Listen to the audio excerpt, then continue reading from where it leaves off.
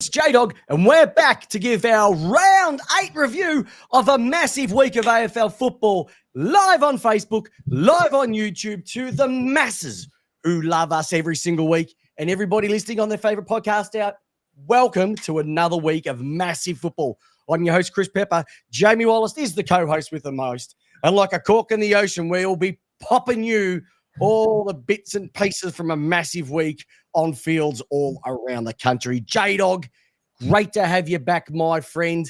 We're going to get stuck into it pretty much straight away, but more importantly, Port Adelaide. Describe Port Adelaide in 3 words, how you're feeling right now. Darkest day ever.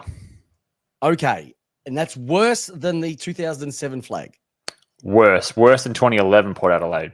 Ooh, worse than, is it worse than Tarpsville? It's worse than Tarpsville, the quality, yes. Well, we're going to look out for you today, mate. We're going to be looking out for you. Hey, massive show, everybody. We're going to be getting into the nitty-gritty of it. Jdog's got a multitude of topics to get into.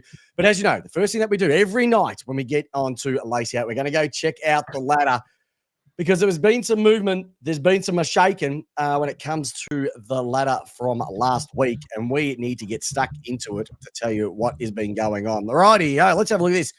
The ladder, Sydney Swans and Geelong Cats sitting equal top, just split by percentage. Third position, GWS, Malabon, and sitting obviously outlined third and fourth. Essendon are up there. Interesting to see the Bombers in 5th. A lot of Bomber supporters say that we don't give them enough love on the podcast, and we probably don't, but let's be honest, they haven't really deserved it. Are they a bit of a false economy, or are they playing good football? We'll talk about that. Fremantle get a win after a couple of 3 lean weeks. Port Adelaide is still in there. Carlton is still in there. That is your top 8. Rounding it out is Collingwood, who just snuck over the line against Carlton. Gold Coast, very disappointing. Western Bulldogs, Adelaide Crows, Brisbane Lions, and St Kilda, all on 12 points. West Coast Eagles, Hawthorn on 8. Richmond on 4. And North Melbourne, 0 wins and a percentage of 57.9. Jdog, yes. What's feelings looking at that gorgeous ladder right now?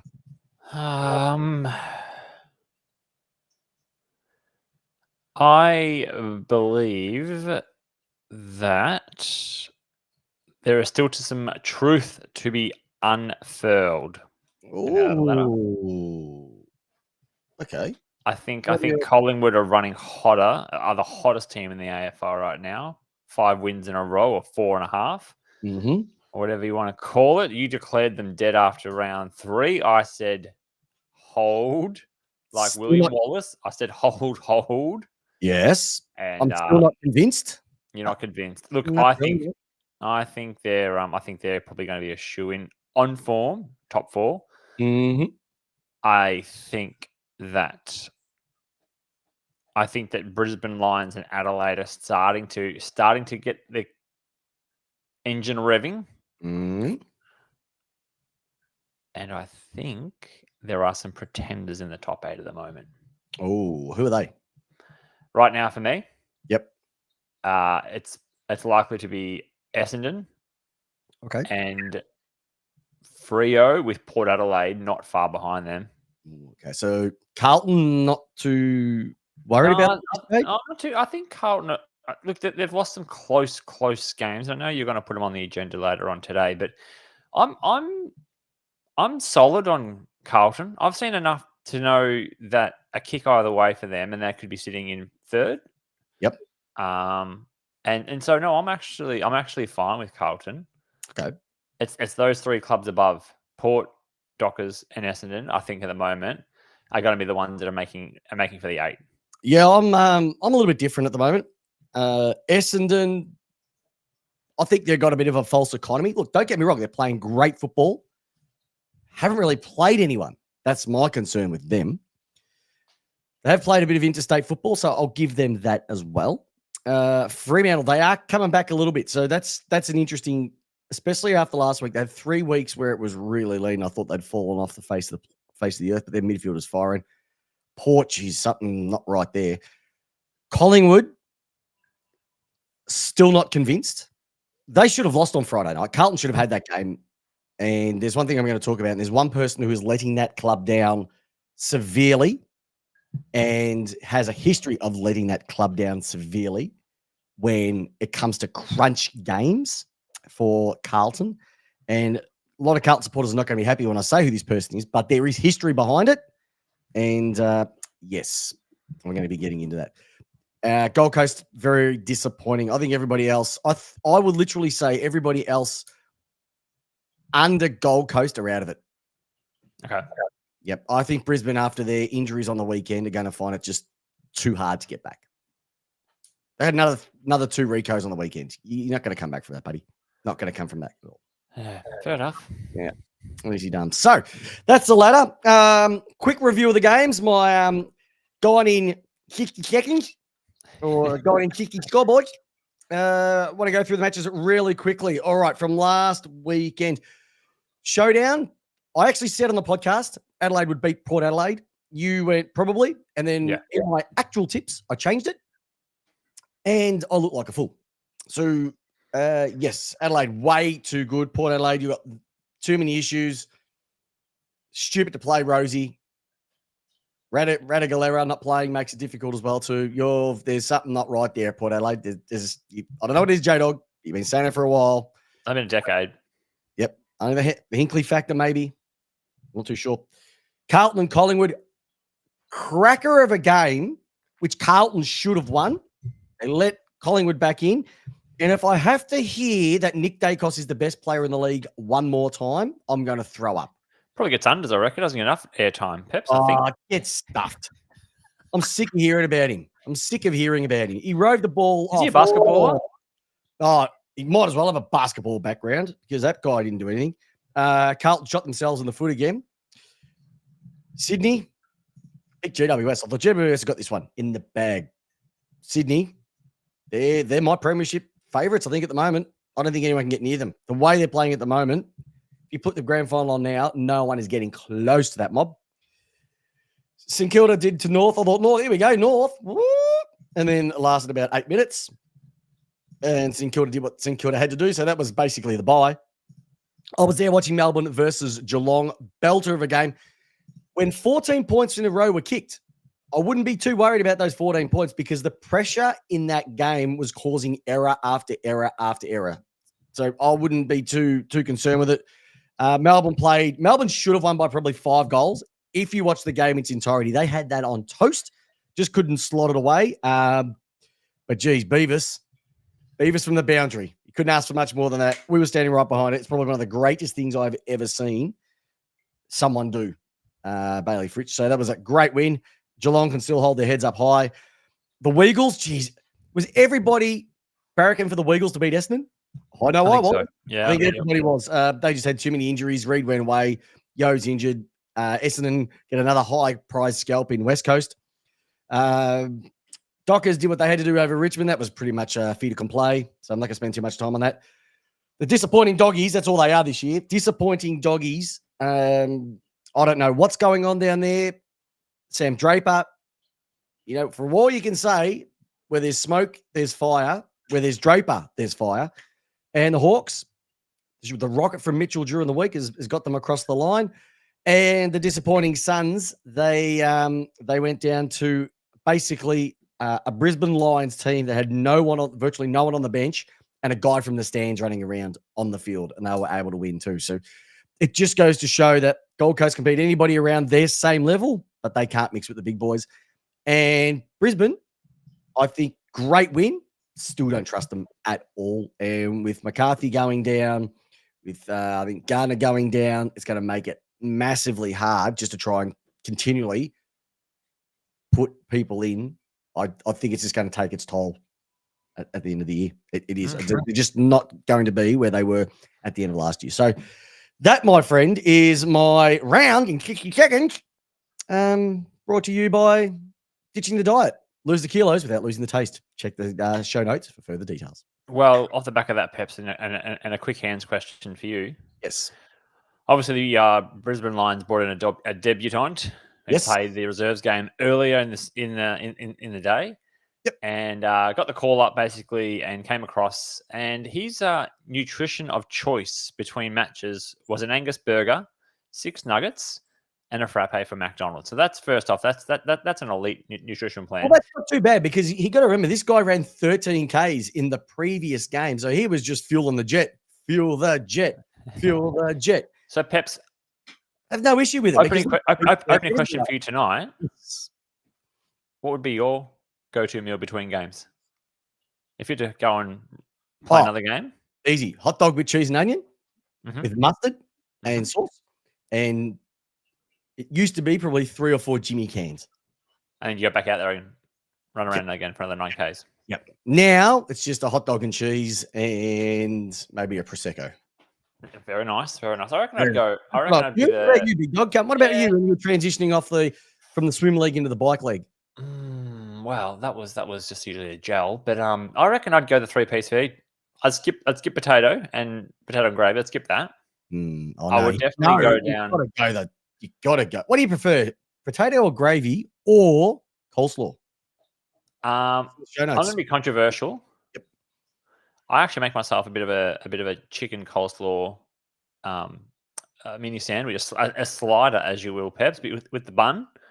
I pick the chicken off the bone, put the coleslaw in, and make a bit of a slider. So that's how I sort of mix it in a little bit, because the bread by itself is actually terrible. It's just sweaty old bread. Oh, it's sugar. Apparently, they said today that the only reason why there's pickle in burgers is because McDonald's Big Macs would be classified as confectionery with the amount of sugar that's in the bun. Cheeseburgers, yeah, absolutely. Yeah, that's a disgrace. Anyway, so that was probably my highlight of the week. Peps was hearing that story. 13 Ks in the Rezzies. Yep. And then go and put on a pair of 9 Ainsworth's boots, a size and a half. Big. Yeah. Yep. And can't ask for much more than that as well. So I'm going to go towards the back end of the show, as we normally do, 1 week at a time, because this is going to be a belter of a 1 week at a time, because all top 8 teams play each other this week. It's a cracker. Oh, it's a belter. It is absolutely sensational. Oh, and just a hats off to the AFL for the way that they rolled out as well the domestic violence, just the awareness piece just before every game. Just thought it was a nice touch. Sometimes that sport needs to take itself out of the political realm, but I think in this case it was nicely done, very tastefully done as well too. So well done. All right. Okay. Pepperama, the Fang is in the house after putting the boots back on at the good old Overland Reserve. So, for anybody who doesn't know, I played football with the great Lee Ali, otherwise known as Fang, who, when he ran into a headwind, because he was missing his front tooth, would go and whistle. Apparently put the boots on for the first time in a long time. I'm quite concerned how and why he did that, because and the hamstrings. How the hamstrings feeling? Hamstrings, glutes, quads, wife, everything would have been. I would have had hamstring awareness. I don't know who he played for. That's the other thing I want to know who he played for. Did he play for Cougars? Having Heights? He didn't play for the Cougars. He would have got a call up. He might have been playing St Albans or something like that. Anyway, we'll find out a little bit later on. Jdog, as you said before, as we want to get into the nitty gritty of the show, getting into the topics that people have on the back of their mind, there was something that you wanted to bring up. So I'm handballing it over to you, my friend, for you to take this one. I'm giving you full screen spotlight. Oh, there we go. All right, just me. Look at me. Look at me go, Peps. I'm driving the show. All right. So, Peps, what I want to address in tonight's show is the fallacy that we believe that forward half pressure or time in forward half is an effective way to play football. This comes off the back of Port Adelaide and quite a few scores over the weekend where we're starting to see a focus on, this is a forward half pressure team. This team plays this. This team has X amount of forward half inches. This team has all these sorts of things. I want to just call it out now that over the weekend we've seen many teams have lost games that have forward half pressure and entries in a massive, massive way versus opposition. The only stat that makes sense down there is scoreboard pressure, not forward half pressure. How many teams did we see over the weekend get over the back of those forward pressing, forward 50 teams and score cheapers off the back. How many times had we seen the teams that have gone off and lost? I'm going to call Port Adelaide out. 18 behinds in a professional game. That is the most disgusting kicking I've almost seen. Followed up probably closely by Carlton. There have been some teams that they may be a fantastic forward half team, and we piss and rave about how great that is, but it means absolutely nothing when your team does nothing with that pressure. And I think that is the biggest lie in football that we get sucked into. I don't think so, because I think there's two components to it. You have to have the front forward 50 pressure, but your back line needs to be set up behind that frontal pressure to counteract anything that gets shot out over the back. Now, the good teams, I know my team's a great team at doing it because they've had the team with the lowest amount of scores from turnovers, the lowest number of scores kicked full stop for the last 4 years, number one. And when you're sitting quite high, you can actually see what they do. They set up their press into the forward 50, but they then have May, Lever, Tommy McDonald just sitting out the back. So if the ball does come out and get shot out, they're there waiting for it. Mm-hmm. I think the teams who aren't set up well behind, they're the ones that are going to be causing issues for themselves. And that's where the ball can get shot out quite quickly, and they're not prepared for it.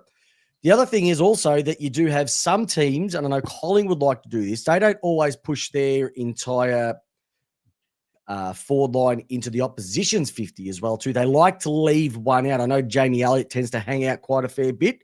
Yep. So he does make the back line a little bit more accountable. And I don't mind that tactic. But I do agree that there are teams that are very, very frontal pressure centric, but do not defend the other way or don't get themselves set up correctly behind the ball, and they can be counteracted very, very quickly. Your team copped it on the weekend. It was almost, once it got past that last line of defense, it was open way too much. And Carlton are another one I think sometimes can be a little bit susceptible that you can get them out the back a little bit as well too. So there are teams that you can look at. Freo are very, very good behind the ball. GWS are very, very good behind the ball. But yeah, the issue is though, if you haven't got a forward line that can convert the scores, it's a wasted effort. Time. And that's a bad tactic from the coach's perspective, because the tactics are only as good as, or game plans are only as good as the cattle that you have on the park. Now, we've seen many, many times where teams haven't had the cattle on the park, tried to implement game plans from a Geelong, from a Collingwood, from a Melbourne, from a Richmond, whoever won flags over the previous years, and it hasn't worked because they're trying to put the round peg in the square hole. It's never going to work. Yeah, and I don't know what I'm going to stray outside my lane here for a second, Peps, and you're much more probably across this sport, combat sports. You know, we talk about boxing, we talk about MMA, we talk about those sorts of sports like that. Those people come out there and they absolutely look like they're going to be world champs in the first minute and a half. They get gassed and they run out, and all those body shots that they landed were just blocked by the champs. And then all of a sudden, it just counters, and they just get absolutely pulverized in the last minute and a half of every round. Yep. And that's what it looked like, especially in Port Adelaide. Lots of effort, minimal reward. Yep. Carlton's the same. Carlton was the same. Carlton are just. I'll get on to Carlton very shortly. What's going to let them down? And it's, once again, I'm setting myself up for a lot of kickback, because I copped a lot of kickback last week about our losers, which only got 3, I think, or 3 out of 9. 3 out of 9. So I'm going to pick a better lot of losers this week. It's hard tip on losers, though. It's hard tip on winners. Like I said, just like a room full of kindergarten kids, anybody can pick a winner. Picking a loser is a lot harder. It's a lot harder. I agree. But I think you're right. If you didn't have a small forward brigade, see, North Melbourne are a perfect example. If they tried to play that way, it won't work. They don't have a back line that's solid enough to be able to stop it coming out the other way. So from a North Melbourne perspective, they could push it forward. Once you get through that second last line of defense, you got virtually no one stopping you whatsoever. No, and they've got a team that just cannot get a consistent 22 on the park at the moment as well. No, they can't. Well, they haven't got a back line. So that's something that they really need to push for and get. And that's why it's sort of going from another angle. We've spoken about the mid-season draft before, how I'm not a big advocate for it. I think you wouldn't mind seeing a bit more. You want to see a bit more trading going through. And I think for teams like North Melbourne, if they could find a backman, perfect example, Adam Tomlinson is not getting a game at Melbourne. He would slot straight into centre half back for North Melbourne. Thanks. There's a win-win situation. The flip side of me says, well, hold on. You've got from September, October, all the way through to almost February to get your lists in place. Just because you didn't get it set up correctly at that particular moment in time, you shouldn't get an out for in the middle of the season. Yeah, but this is, and we're not going to talk about this one here too much. But I think the fact that if you're not fitting in with the team and you're not going to get played anyway, why wouldn't teams just look at trading you on and getting something back the other way? Well, Alex Sexton for Gold Coast at the moment can't get a game. The coach is a little bit on the outer as well too. So there's an opportunity for teams to go and push people in other ways, other places. So there is some merit there.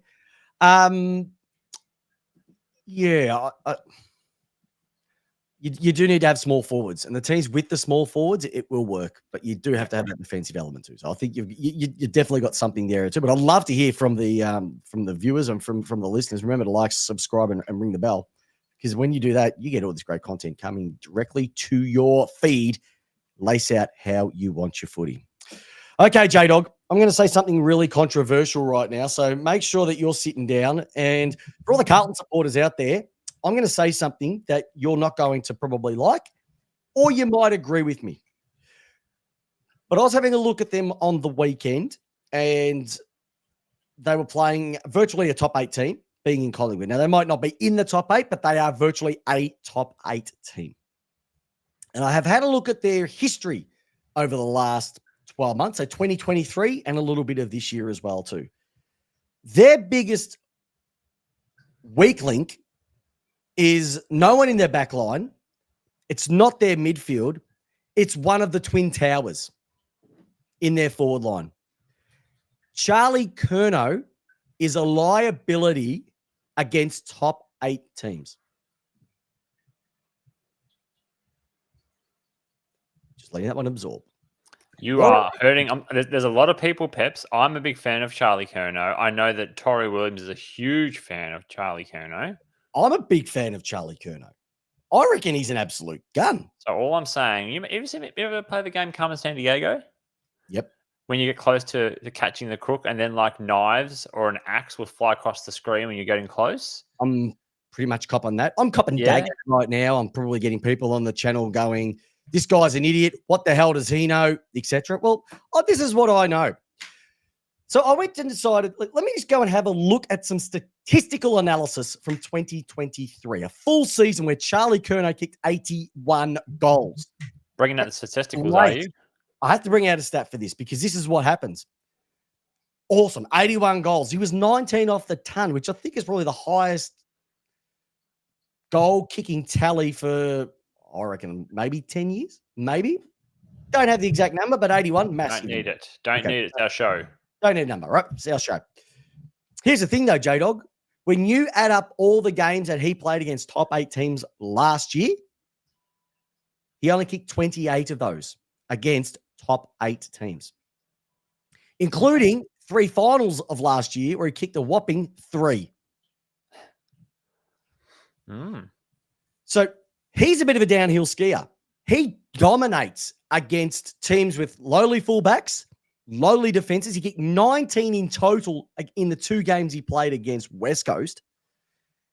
Yet when they have gun fullbacks on him, Sam Taylor-like, Harris Andrews, Stephen May, maybe 2 times you can throw Lear in there from a Port Adelaide perspective, he doesn't do anything. I also noticed when I had a look at the game on Friday night, which he played against Collingwood, he doesn't attack the ball in the air as much, especially if he's playing on a bigger opponent. And I've been very, very surprised, and I've been very critical of this bloke, Harry Mackay. I'm more impressed in the way that Harry Mackay is attacking pack marks than Curnow is so far this year. I reckon with Charlie Curnow, if you're a good backman and you get on his bad side early and you can nullify him, his confidence is Kaputski, and he virtually does nothing for the game. You have a look at the two he took on the weekend. They weren't very, very dominating in terms of the way he's played, and he goes missing against top 8 teams. The proof is in the pudding. Now, mind you, he has 7 goals this year or 8 of 7 or 8, can't remember, in the 3 games he's played against top 8 teams this year. So he's going okay at the moment. But for a guy that is supposed to be a generational talent from a full forwards perspective, a 2-time Coleman medalist, I want to see him kicking bags against the big boys and not against the minnows like West Coast, North, Essendon, etc. I agree. But I find that Charlie Curnow is probably dragging 2 defenders versus Harry's on 1. All the good forwards drag 2 defenders. But I feel that they're more attached to Charlie than they are onto Harry. So Harry gets out. So if there's 2 on him and they're attached, he should be getting more free kicks, which we know is not happening. And that's another story which we'll get into very, very shortly. But I just see that when he doesn't attack the ball in the air against good teams as hard as he does it against lower teams. Can I ask a question? Yes. Do you think Jeremy Cameron does the same, or Jeremy Cameron is more weaponized when the ball hits the ground? He can do miraculous. I think he's more weaponized. Yeah, and I don't think Jeremy Cameron, I would not classify as a pack mark.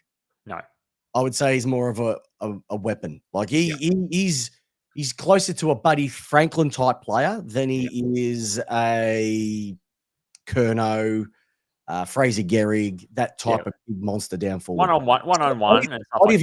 But for a guy that's 196 centimeters or something on those lines, who is just an absolute massive unit and pretty good on the eye, he should be just launching into pack after pack after pack after pack and dominating. And I'm not seeing it enough against the higher ranked teams. Theodore has jumped on here as well too. He says there's a bit of Danaher about Charlie, gives up the chase too early and gives some token efforts.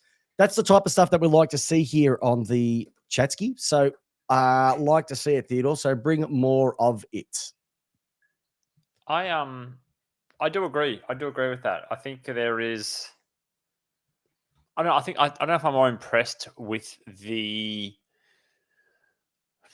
rebirth of Harry in terms of like his kicking. Like he's always been a great mark. I don't think you can ever take that away from him ever. He's always been a solid mark. It's just the kicking. Yes. I think that has now become a lot better.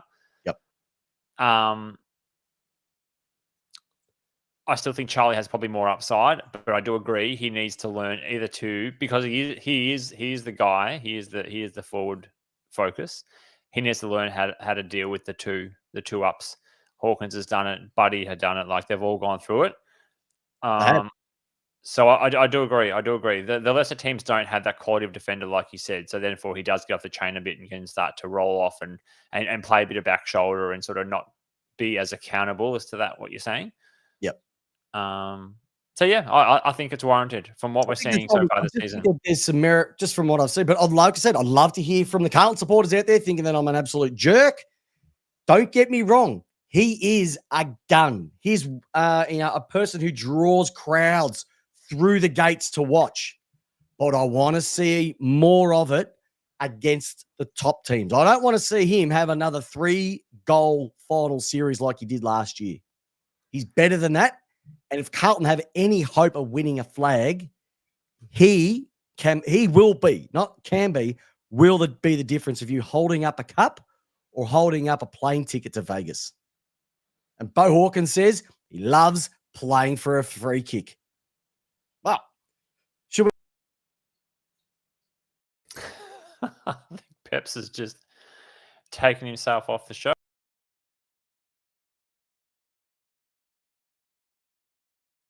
I've lost Jdog, everybody. No, I lost you. You lost me, I lost you. Free kicks, my friend. Yeah. Umpiring. Okay. Peps, I don't want to talk about umpiring. I know. But when the real media is bringing this up, I think we just have to touch it just a smidge today. Okay. In the back and holding the ball. Officially and non-existent at the moment.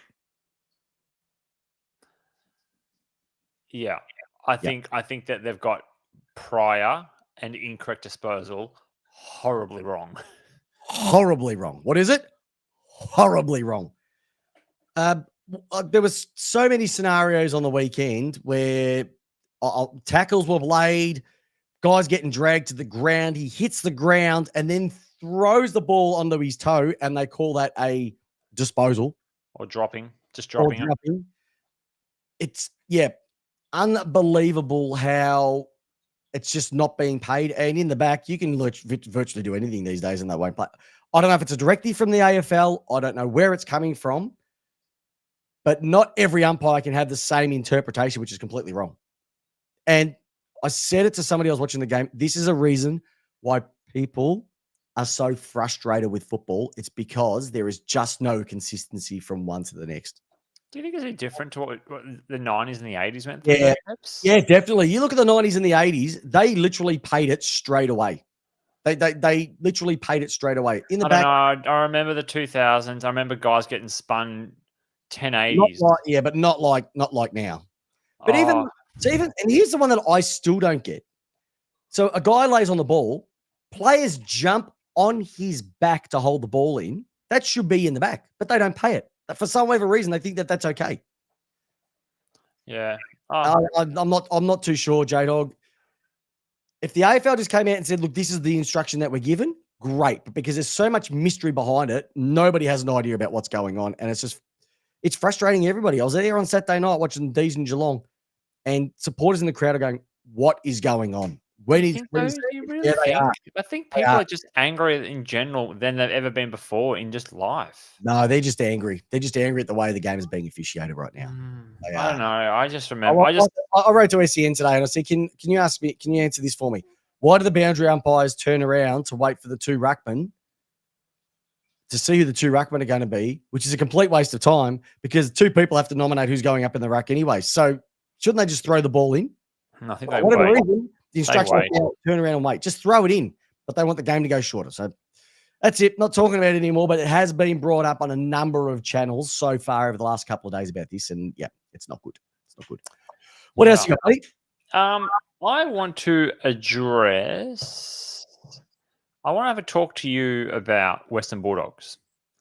Yes, because look, I understand. From what I understand, obviously Western Bulldogs having a shocking run since the 2016 grand final. They've missed the finals 3 times since then, and look like on their way to missing again this year. Now they've made a grand final at that time where they lost to you guys in the COVID affected year.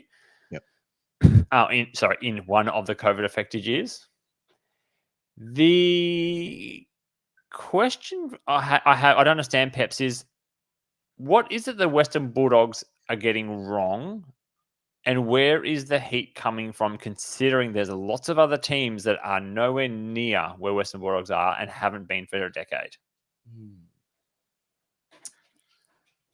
Only 3 misses and made a grand final in that time. It's not a bad run. It's not a bad run. It's not a bad run. It's not a bad run.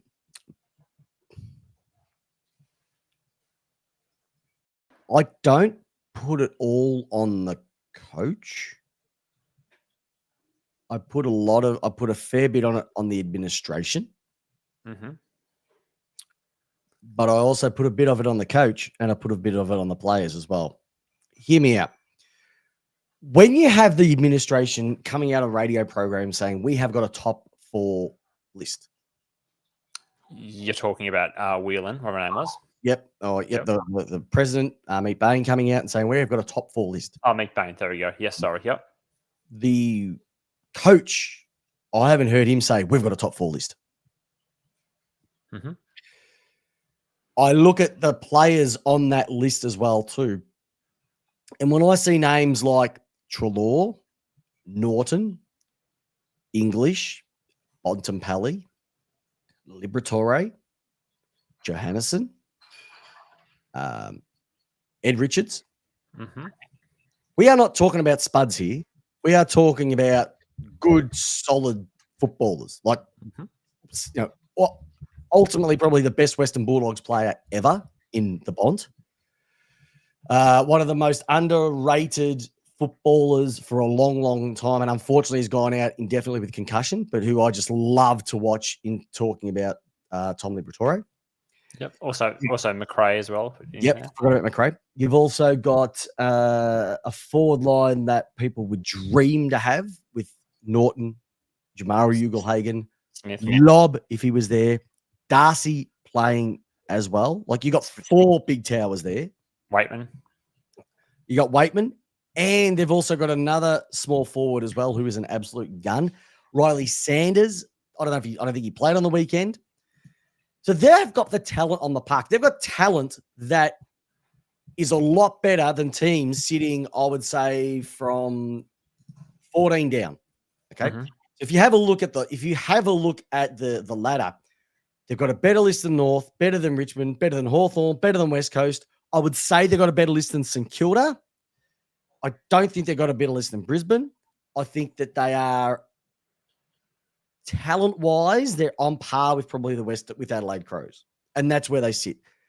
Talent-wise, Gold Coast, I think, got more talent, experience, and big game players Western Bulldogs have. Yeah. So their upper echelon are brilliant. Their bottom echelon, so their bottom 6 players, I think they're pretty much a dime a dozen.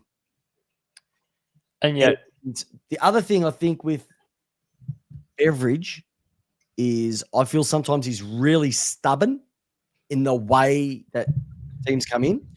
So Caleb Daniel, for whatever reason, he does not want to play him. I don't know why. Just doesn't want to play him. Yep. Lob's the same. Traded for Lob and won't play him. Don't even get me started on my boy, Mitch Wallace. Yep. Coming off a vice captain, coming off a 30-odd season goal season. Yep. And wouldn't play him again. Wouldn't play McRae for whatever reason. Now they've been a little bit decimated from, Alex Keith hasn't been down there in the back line, so that's a bit of a challenge. I love what Ed Richards brings to the party. Johannesson's starting to not be what he was, but he's been very serviceable.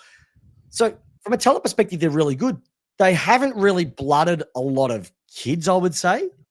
So, there's other teams that have blooded more kids this year than I think the doggies have, and getting more success. So they're I think North would have blooded more, Melbourne would have blooded more, Collingwood, I reckon, have had more debutantes. I think West Coast have probably had more debutantes as well too. Brisbane will have more debutantes. So I think that you can get to a point where the message from the coach is just not resonating with the players. The players are not all on the same page for whatever it might be. I just watched some people. I watched the game on the weekend. If it wasn't for Bont, they would have gone down by 5 or 6 goals easily. He was keeping them in that game. 100%. And they are. Do you know where they are, Jdog? They are in the friend zone. They are the epitome of a team that's in the friend zone. They're never going to challenge for bottoming out, but they are not going to challenge for being in the top 4 when they should be, and even top 8. They should have won on the weekend by 5 goals against a team of kids, which was Hawthorn, and they couldn't even do that. What does that say? When your season is virtually on the line because it is such an even competition this year. And yet, you and I both didn't have them in our top 8 at the start of the season. No, we didn't. So what does it say then? Some of their statistical side of things, they're ranked 4th for kicks, 3rd for handball. So they're getting their hands. They get the ball the most out of any team. They mark the ball more than any team. They're ranked 5th for points per game, Jdog. They've got a percentage of 111.5, which is better than 2 other teams that are sitting in there. It's the best percentage outside of the 8. They just can't get it together. They just can't get it together. They either kick a big score and win, or they lose because they can't defend. So is the issue that people are over the bipolar behavior of the Western Bulldogs? I think if we got Western Bulldog supporters on here, right, I reckon they would say, some would say it's not Beveridge. Some of them would say it is Beveridge. Some of them say we're up where our list is better than it is. And some will say our list is exactly where it is. I don't think even the supporters are aligned in the way the team is playing. I'd love to hear from Western Bulldog supporters what they think right now. But there is something definitely on the nose at the Bulldogs with the caliber of a list that they've got, for the amount of ball that they get, with the forward line at their disposal, and they can't get it done against Hawthorn. Mate, if it walks like a dog and barks like a dog, it's a dog. I just find the Western Bulldogs, to me, is like every other team that occupies a spot between 10 to 14 to 15 on the list, which is sort of like this.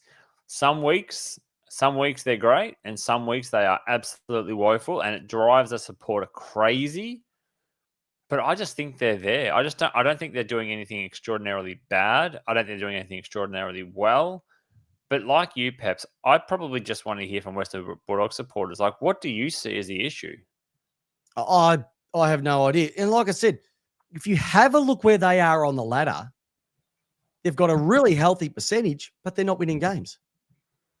So they're getting their hands on the ball more than any team in the league.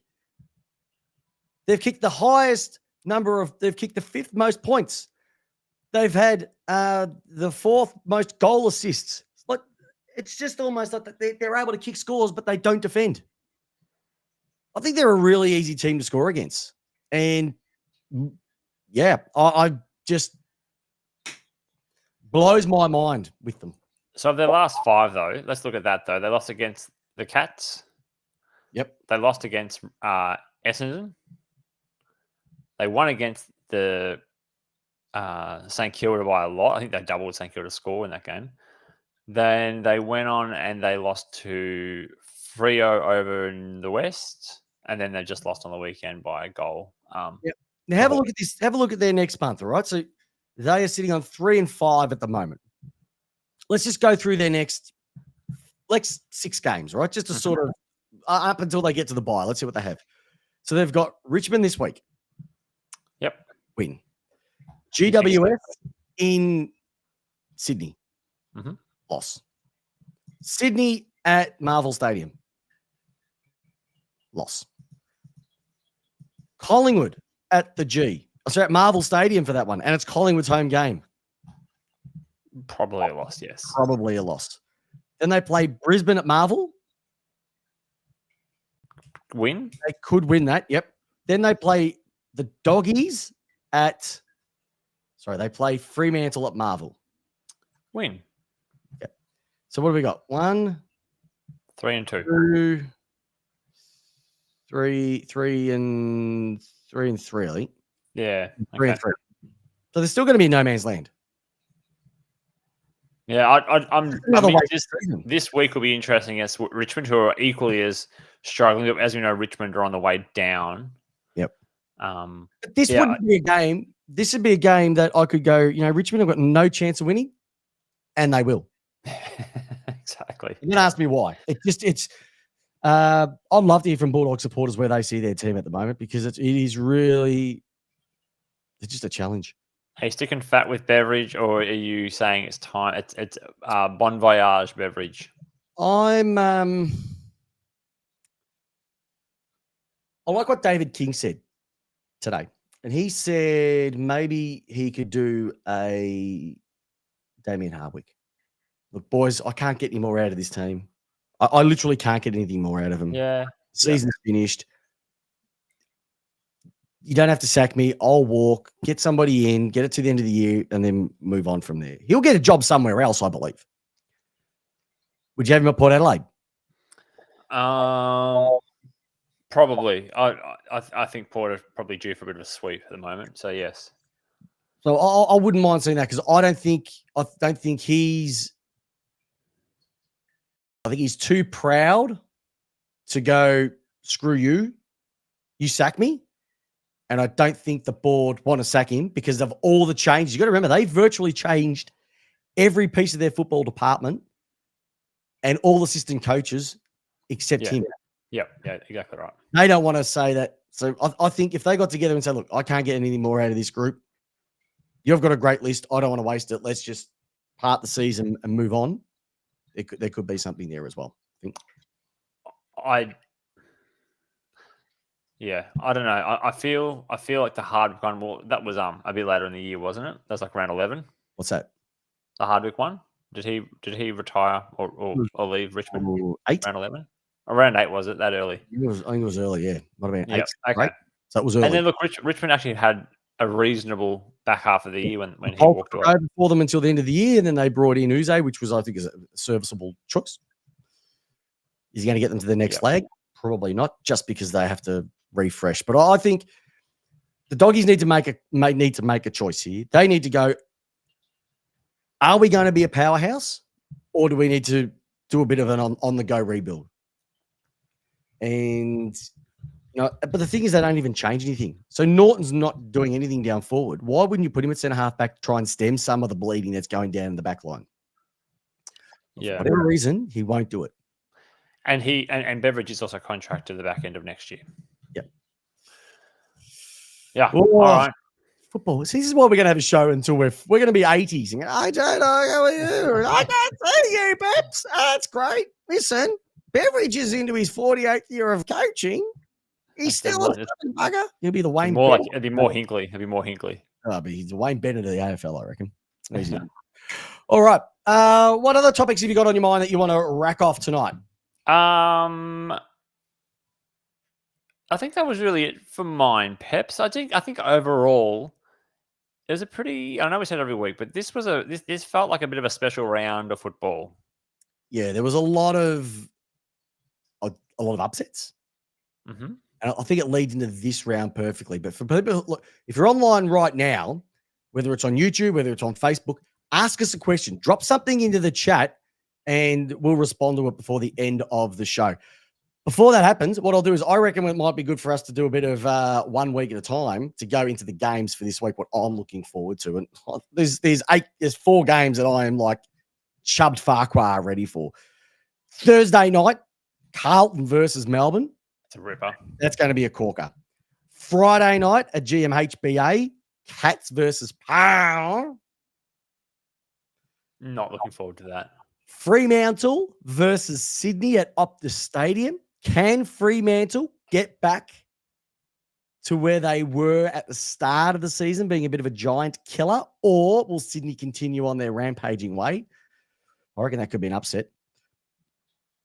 Hawks versus Saints. Like that's the middle. That's the middle of the Formula One tier right there, my friend.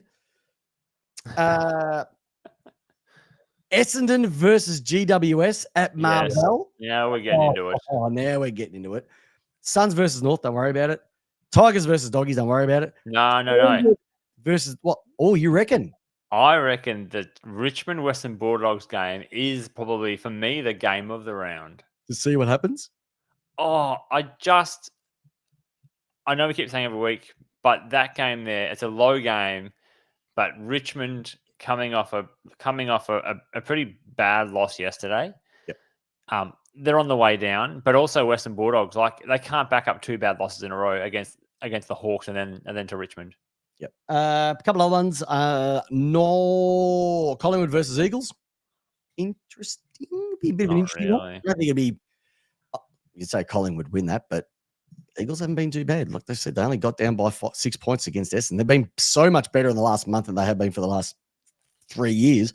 And Adelaide versus the Lions. Could you imagine if the Lions lose that one? It's not a bad one. They're both starting. As I said, they're both starting to get the engine started. Yeah, but I reckon Brisbane are finished, mate. They've got too many injuries, but that's okay. That's what football is, an opinion business. Couple of questions that have come in, Jdog. One from Craig Wessels, all the way over from the USA. I love it when he jumps on. He says, Connor Rosie, a big mistake to play him last week. Very much looking forward to that one, Jdog. Thoughts and opinions based on that happening? Yep. I don't think there's anyone who disagrees with you, Craig. I don't care what the media says about, it's brave for Ken to come out and admit the mistakes. I think that's more of a stupidity coaching thing, and I think that for me should be a coach killer. Port have a history of doing this, of pushing players back out. We had the Alir incident last year. We had the Darcy Jones incident. Lockie Jones incident. You don't play injured players. I mean, we've done it in finals. It's come back and bitten us in the ass. Everyone knows this. You're so early in the season and you push someone. I don't care even if he says, I'm good to go. That is dumb that is dumb coaching from a coach who's been now in the system for 11 years. Yep. Can't argue with you, mate. Can't argue with you. All right. Another one from Craig is perhaps the Lions and Bulldogs can change senior coaches. Oh, it's an interesting way of looking things. I could not see the Doggies taking on Fagan when Fagan hasn't got a record of success up there at Brisbane. And no, he hasn't had a success. Fagan hasn't been successful up there. Too many times they've lost home finals. They haven't been able to get the big one.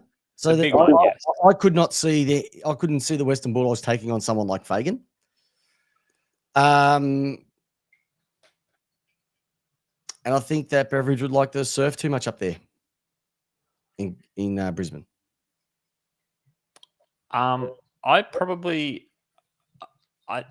hate that we do this in the AFL, but I think I've seen enough of Beveridge where he's probably damaged goods a bit. Yep. I reckon there's something in there as well too. Hey, totally interesting question, this one, considering I had him for the Coleman. Should North move Larky up the ground and play a 2000s type Bulldogs type forward line where they had Brad Johnson as full forward? Just like he's such a good player. Just hate it. No. I feel sorry for Larky. Zurha is a sook. That's what I'd say. I just think that he's got that much talent. He just reminds me of DeGoey when DeGoey was just like, he reminds me more of a Jake Stringer. So much potential and just does not bring it week after week when he could. Can I Bo? Yep. Sorry. If you're still on Bo, I want to know what you're thinking by moving that. For me, Peps, and you're probably going to say the same as me. Like he's a natural forward. And why would you play a natural forward outside of a natural forward role? Yep. So Bo, what would be the strategy? I don't know. Maybe he's like, Is it turning into a Bontempelli midfielder roaming forward? No, he's like moving him more up to like a centre half forward role. But then who are you going to kick? So he can get the ball. He can't kick it to himself. Just chip it for him himself. I don't think you can, because he's your most reliable forward, but he's not having a great season. He can only do what but North are just woeful at the moment. They can't do anything with him. And even the Doggies, the Doggies, the forward line is not the big problem with the Doggies. Their back line is just really loose. But there are some issues there, Peps. You highlighted it. Norton has been an issue for a while now. Yep. Nah, and does he have the skill set to be given carte blanche like the Cats have given to Cameron from Craig Wessels? Jeremy Cameron is a once in a generational player. Like what he can do versus what most average 18-year-olds coming into the competition could have done. Yep. You just don't see that. It's like locking Buddy in a box. Like Buddy could do what Buddy could do because Buddy was that player.